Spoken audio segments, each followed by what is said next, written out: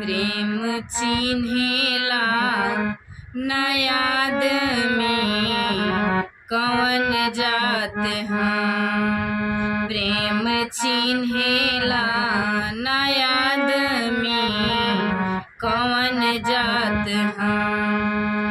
भूख ना चिन्हे कि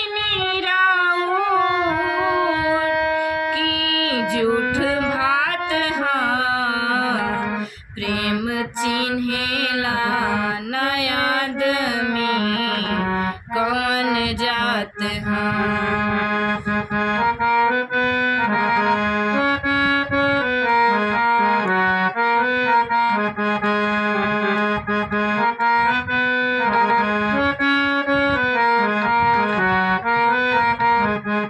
प्रेम प्रभु जी से संवरी के साचा रहल।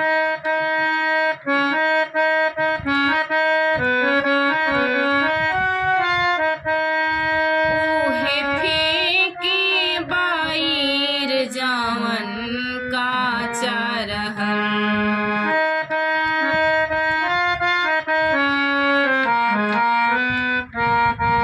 प्रेम प्रभु जी से संवरी के साचा रहल।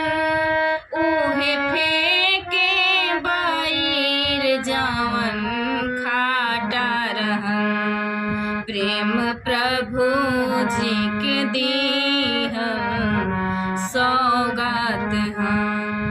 प्रेम प्रभु जी के दीहल सौगात हाँ। प्रेम चिन्हेला न आदमी कौन जात हाँ।